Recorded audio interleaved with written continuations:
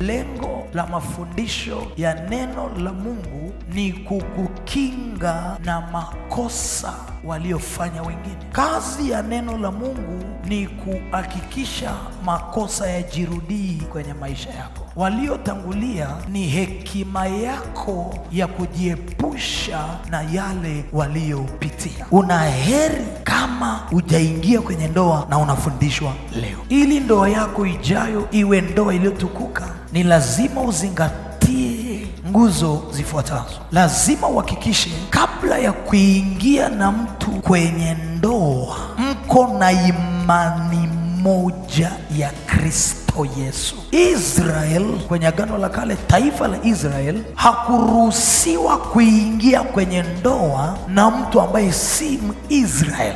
Kwenye Agano Jipya, nchi ya Israel ni kanisa. Kwa hiyo uruhusiwi kuingia na mtu kwenye ndoa ambaye si mwana wa Mungu. Imani ni kigezo cha kwanza cha kuzingatia kwa unayeingia naye kwenye ndoa. Usalama wako kwenye ndoa ni imani moja na mwenzako. Imani moja kwenye ndoa ni nguzo ya ndoa. Kuingia kwenye ndoa na mtu ambaye mmepishana imani ni kumjaribu Mungu. Amos 3:3.